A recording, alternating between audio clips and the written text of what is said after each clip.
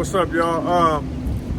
It's been a long time coming. You know, we well overdue. You know, I finally got the big homie to come on here, holler at me about a few things and kind of tell his side of things. But without further ado, man, I'm gonna let Big Bro holler at you, man. Just tell him who you are. You know what I'm saying? Where you from?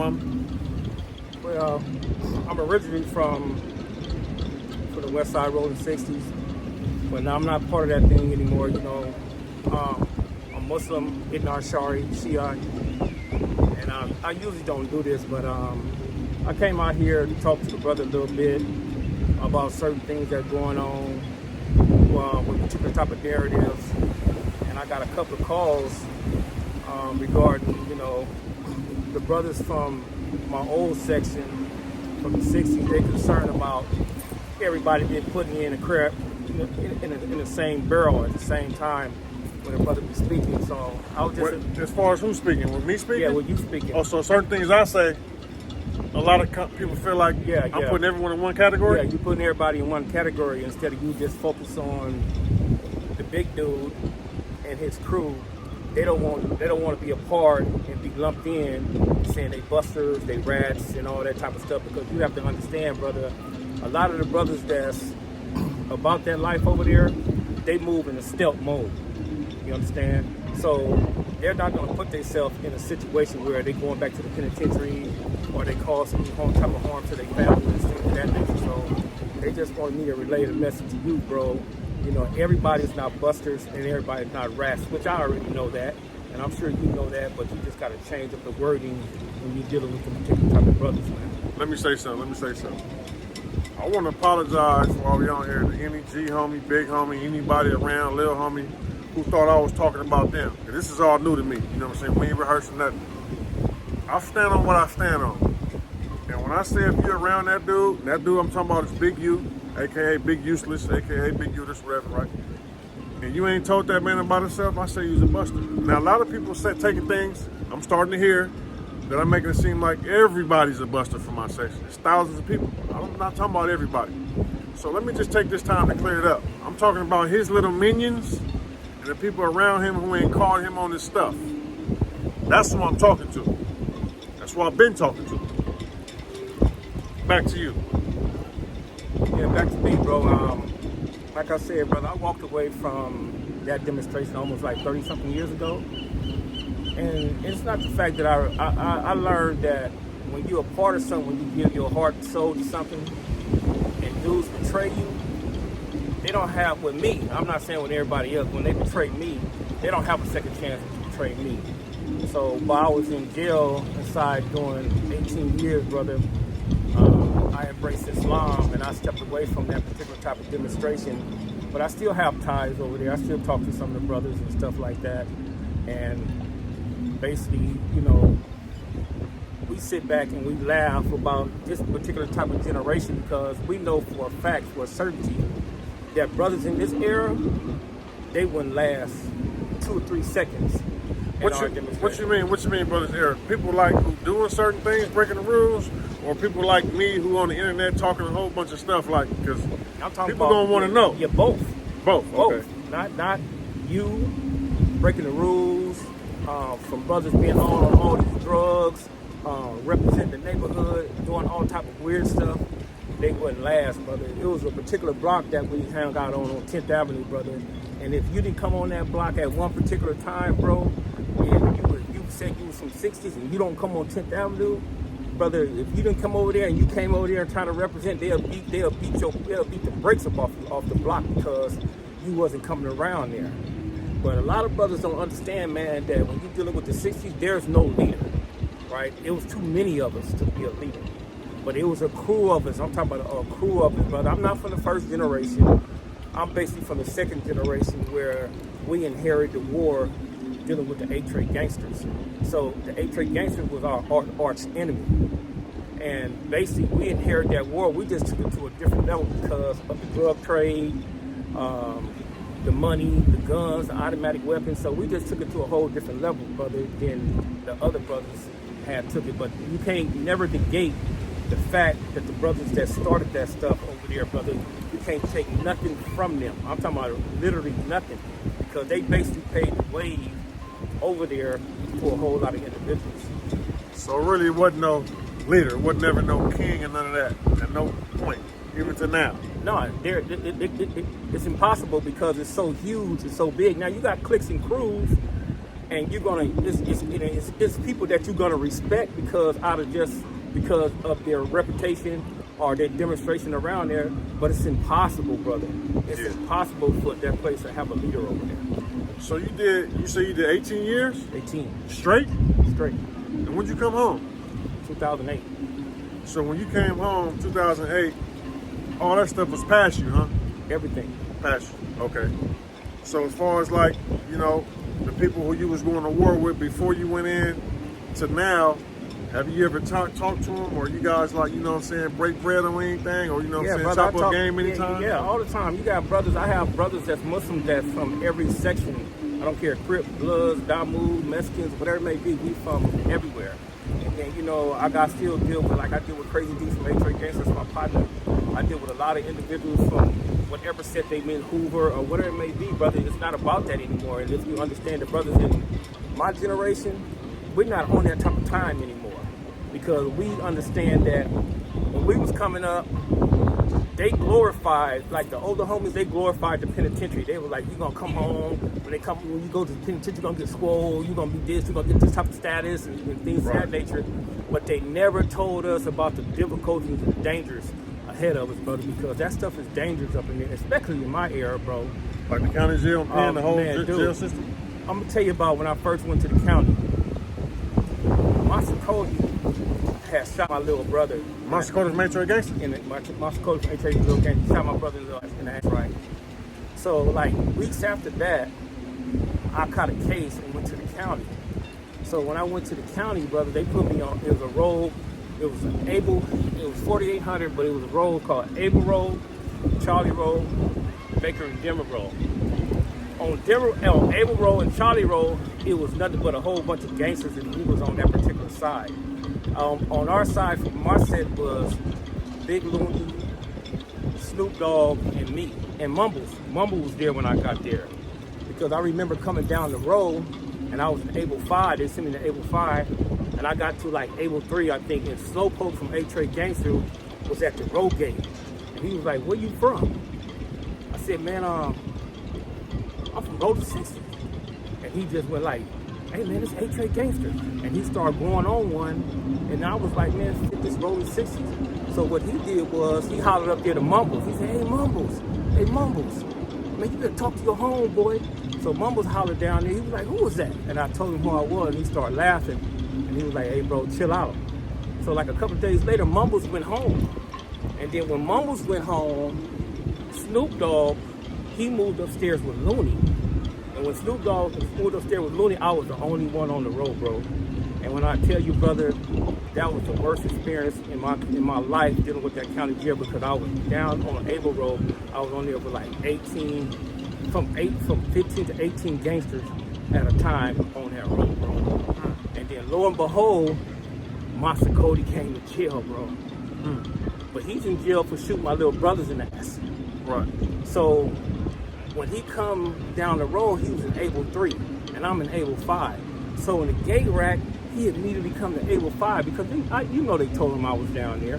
So he was like, "Who was Eddie Boy?" You said the gate, like a gate? Like, no, when the gate rack to open, for like day room, my chow and stuff like that. Okay.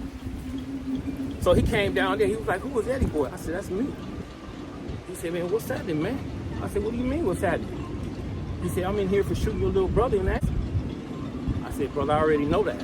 And he said, "What's up with that?" I said, "You ain't got nothing to worry about. I'm going to get at my little brother. He's not going to come to court or anything like that." So Monster went to court, bro. And you know, when you go to your preliminary hearing back then, all they need is the police basically to get on the stand, and they'll bound you over for trial. So they bound him over. So he came back to me. He was like, "Man, your little brother ain't coming." I said, "Man, he's not going to come, bro. Don't worry about that. I already talked to him several times. He's not going to come."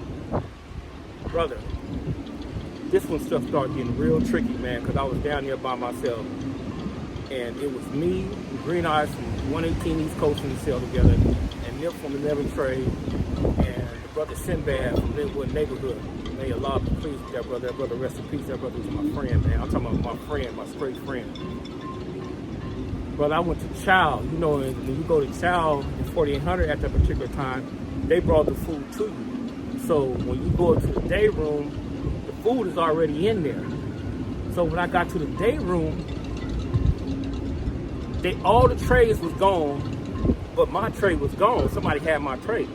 And I looked up, man, Black Chico from A-Tray Gangsta had my tray, bro. and I was like, man, here we go with this shit.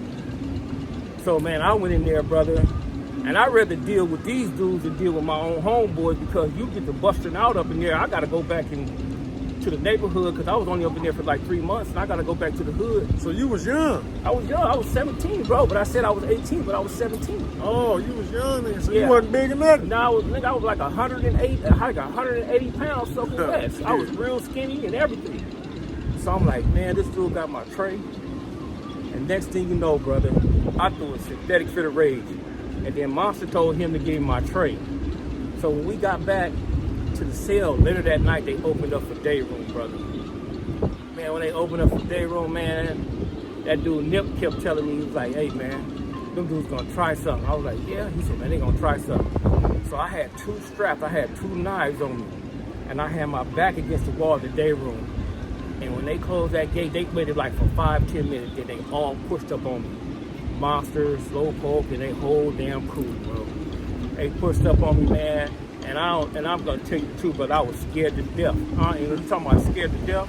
I was scared to death.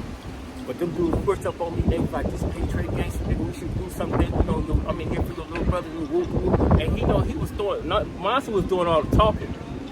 And then, you know, brother, I just had to say, nigga, fuck y'all, nigga, this 6-0 crip. So what happened, Monster said, that shit, we just gonna leave him alone. Man, I got back to the cell, bro, I couldn't sleep. I can barely eat, man. So Monster gave you a pass? Monster gave me a pass that day, brother, because they could have destroyed me up in there, because I was up in there by myself. But Nip from 11 Trade Block, he was in there. He was like you. He was a big old dude like you at that time. And he's the only one that stood there with me, you know, but I sent a kite over to the other side. And when I sent the kite to the other side, I told the brothers, man, I was like, hey, man, y'all need to get this from over here, man. And they were like, what's the problem, man? What's the problem? So they heard about what happened. So, like, they was going on visits and stuff like that. And they'll come to the road, like the Able Road. Yeah. And they'd be like, hey, Eddie. And then I'll say something. They'd be like, all right, you okay? And then the road, the gate opened. And Lil Fee came down there, bro. Lil Fee? Oh, my goodness. Lil Fee came down there and got at Monster and told Monster, hey, man, what is this y'all pushing up on my little homeboy, et cetera, et cetera, et cetera. So Monster was like, oh, man, we were just checking his mantle. We were just trying to see if he was a buster. We were just trying to... He said, man, look here, man. Anything happened to him on this road. And it was 2 more gangsters on Baker and Denver Road. And they was like, hey, we're gonna tear them dudes to pieces over there. But I don't know, brother, about like a couple of days after that, by the grace and mercy of God, the Hoovers in the East Coast had a big ass ride up in there. So they moved all the coasts in the 60s in the neighborhoods on Baker and Denver Road, and all the gangsters and Hoovers on Able and Charlie Road, bro. I was so happy and ecstatic, man, that I got from over there, brother, because I'm going to tell you like this, man. I don't care what nobody say, bro. When you go up in that county jail, back then, I don't know how it is now. Back then, brother, I seen brothers get beat. I seen brothers get busted out. I just seen brothers get so much stuff happen. Brothers get stuck in that joint, man, just because, brother, they wasn't standing on their 2 toes, brother. That's crazy. So, let me just give you a scenario, right? So let's just say if somebody was out here and they was on some paperwork, let's just say 30 years ago, right? And let's just say they in a hotel, you know, and they see a woman they got previous history with, and before things get out of hand, this guy say, hey, can y'all call the police? And then stay there, perform a private person's arrest, make sure she get a case, and then next day, record himself saying, yeah, if you want me to drop the charges, you know what I'm saying, you got to come to the hood. Now, so let's just say back then and back in the day, Would that dude be held up on charges? Can y'all do that back in the day? He would have never did that, bro. But let's just say somebody did. No, you can't. You can't do that, brother. Even to this day, you can't do that. I don't care if you saying you. We just hypothetically speaking. Yeah, but you just can't, brother. There's certain stuff you just can't do as a man, and you don't even have to be a member. Just as a man, brother, because most men on standing on integrity, bro, they don't do nothing like that. Me personally, I would have seen that girl, I would have recorded her, throw that synthetic fit of rage, and I just would have walked up out of there, bro. And then if you want to civil suit the person, go right ahead. But all that. So let's just say, right, because I'm going through my little differences with different people, right? Let's just say back in your day, right? Mm-hmm. If a dude tells, meaning take the stance, then make statements on other cases, right? You know, he's also, let's just say this guy is also, you know, a high risk sex offender, you know what I'm saying? On paperwork, got arrested every year. Let's just say you got a registered sex offender, and then you got, you know, at the same guy is a known rat, willing to tell everybody he told, right? Back in the day, I'm getting to, if you harboring or protecting or kicking it with a rat, was that like the same thing as being a rat? No, bro. See, the difference is, bro. What the same? No, we didn't have that. You didn't have what? We didn't have that. What you talking about? What, rats? We didn't have no harboring. Oh, so the question I'm asking, so I'm saying, so was that the same? Is that just as bad? The person harboring a rat, or the person harboring can say, I ain't told. Listen to me, bro. They're not even gonna come around no more. And the reason I say that is because they know what's gonna happen to them. Okay, we know about the rat, sex offender guy. Okay. Let's just say for me, let's say I'm the guy who's a sex offender, and I'm the guy who's the rat. Okay. If you hanging with me, vouching for me, inviting me, harboring me, are you in trouble back in the day? Or can you just say, well, I ain't told, he told? Without question, bro. Without question what? I'm asking. You're not gonna do nothing to break the rules, the codes of the streets, brother, the land of the law. You're not gonna be able to, brother, you're not gonna be able to come around, and the brother that's with you is not gonna be able to make no excuses why he with you, bro. Oh, so the people around me, which I'm the rat and the sex offender, meaning you, if you hanging around me, you're not gonna be able to come around. No, I'm not gonna be able to come around there without getting questioned. Without getting questioned. So me and you got the same rules, because I look at things the same way. You know what I'm saying? The rules, see, when you're in that street life, brother. That's what we're talking about. We're just talking about the streets. Okay, you know what I'm saying? Okay, the rules don't change. The rules shouldn't change. But however, the rules have changed so drastically now in this era. It's just unbelievable. And we all know the brothers that from my era, bro, we know it's not the same. Yeah. It's not the same anymore. Brothers not gonna hold up on no principles. Brothers not gonna stand on nothing. And whatever y'all call that, standing on business, brothers not gonna stand on business. Right. They're not gonna do none of that right now, brother. And it's like I always tell you, bro, even with my situation and the dude, man, bro, I'm telling you, brother, I don't care how much you drill it. They're gonna overlook it. They've been overlooking it, and they're gonna continue to deal with that individual. So let's just say this then, right? Did Big U tell, man, back in the day? What do you think, brother? Read the paperwork. You read the paperwork, right? You need to ask yourself that. Right. All right, you need to ask yourself that. Like I always tell brothers, man, y'all need to read it for yourself. Okay. Now, this is a double-edged sword dealing with that type of stuff, bro. You can have certain individuals from certain hoods, from certain neighborhoods, and say this dude is telling, right? They don't have no paperwork, they don't have nothing. And brothers and sisters will react on that. Right? I done seen brothers get killed because of that. Right. No paperwork, no nothing. Right? So it's always selective.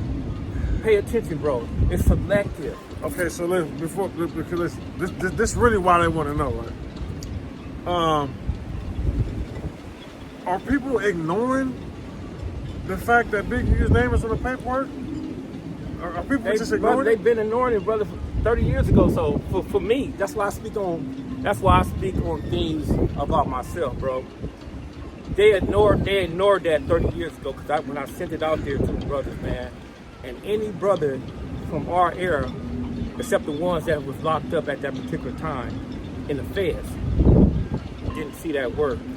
A lot of other brothers that was in the States seen the work. Anthony Sparks is the one that found the work, bro. Who was that? Anthony Sparks, he's off Arlington Avenue, and may Allah be pleased with that brother, rest in peace. Oh. You know, so Andre, he found the work, bro. So he sent it to me because he was at my celly at that particular time. But we don't want to give him too much. I Yeah. you know, I know you got a story and some stuff come out. I just want to kind of just ask a little bit about that. But I know we're going to save, you know, the history. You got a whole bunch of diamonds in the rough that won't be revealed yet. But, yeah, that's crazy, man. That's crazy, man. So, as far as, you know, those guys from that area, I know you say you still talk to a lot of guys outside the neighborhood, but you still like talk to some of the guys from the neighborhood that was around that area? Yeah, without question. Okay. I talk to them, brother. That's why I'm here with you right now, bro, because of that concern.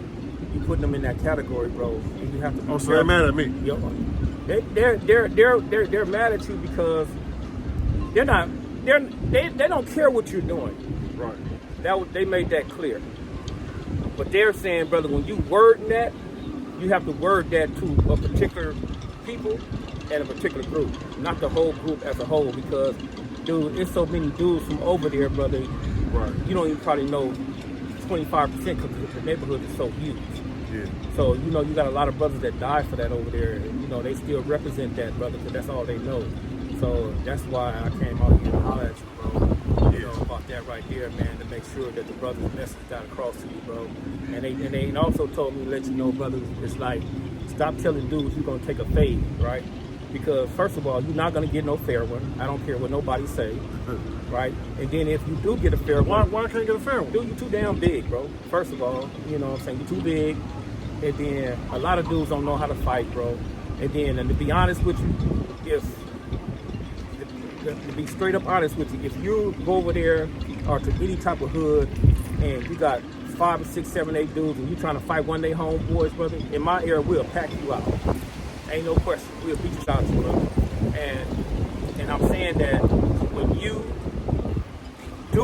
do fight one of them dudes and you embarrass him and you humiliate him, you might as well get ready for a man to hunt you down. So you in a lose-lose situation, brother. Right. Okay. So stop doing that shit, man, because these dudes don't understand what marked out is. These dudes don't understand. What you mean by marked out? See, marked out is like, say for me, like me and you together. And if I have a problem with you, and I come to you and I tell you, brother, what's up? Right. Let's get it. And you be like, oh man, I don't want no problem, but you've been talking all that shit. That's being marked out. Okay. Being on the internet or over a phone and talking shit, man, I don't know what that is. Oh, okay. I don't. Yeah. A lot of guys be yelling over the phone, and don't see people, but in person is different. Yeah, I don't know what that is, bro. So there it is, there, man. So it's always selected, brother. So that's why Always selected. It's always selected, man. So whatever it may be, man. But it's more. If you sit there and you do a person's arrest on your homegirl, hey, man, you wouldn't be able to get away with that, would you? I know I wouldn't. You can't get away. I can't get away with that, bro. You can't. I never know get you away couldn't with go hang out with a registered high-risk sex friend and a rat and be cool. I know I couldn't. No. Okay, it's just selective politics, right? Yeah, it's just selected, brother. And we all know that. It's just not dealing with that neighborhood in general. It's every neighborhood have certain issues like that, but they just don't air them out. Right. Like that on air and stuff like that. So you have to be careful, brother. Like I said, man, be careful and be mindful, you know, where you go, where you land. Don't travel by yourself if you're going to somebody else's neighborhood. Don't do none of that, because I'm telling you, bro, you got something going on, you make them come to you. Oh yeah. You make them come to your lane. I see what I'm saying. I'm trying to reel him in and get a free one. You know what I'm saying? Like I'll be trying to. See, last time I was too more aggressive. Like, what's happening? Scare them off. I'm not gonna scare them. I'm like, what's up, man? Oh man, I ain't on nothing. Bing, bing, bing. Yeah, bro, hey, bro, you just do what you do. You don't even have to do that, bro. It's not that serious, man. Just safeguard you, safeguard your family. Keep on doing what you're doing, bro. And that's all you have to do, man. Just keep on doing what you do, man. Well, listen, man, I appreciate it, man. One day I got to get you, man. We got to do a real interview and tell your side of the story, man, the stuff, type of things y'all was into, and you know how y'all got caught. How was it going through the process and getting out? You know what I'm saying? Who got more time and how that stuff transpired and what made you, you know what I'm saying, convert. You know what I'm saying? We're gonna have to tell you have to tell me your story one time, man, because this is like, man, you got a lot in you that you gotta like tell the world, man. And they've been fiending to just get this, you know what I'm saying? So if I want to do like a real interview, man, how much you gonna charge me, man? Just You a already, real. you already know. You already know, bro. I'm not even all gonna right. sit there and go through that, but inshallah, we could make that happen, bro. But like I said, brother, I'm only gonna stand on the truth. I'm only gonna tell you the truth. I'm not gonna lie on nobody, brother. I don't care if it's dudes I don't like. I don't care if it's dudes that I hate. I'm just not gonna sit here and just sit there and be masturbating at the mouth on somebody to try to make something bigger than what it is, bro. I'm not never gonna do that, man. So if anybody want to sit down with me or anybody want to sit there and talk to me about something, don't expect me to lie to them because I'll bust their bubble if they want me to lie to them. Man, I appreciate you. All right, brother. Good. All right, man. Take care of yourself. Yep. All right, later.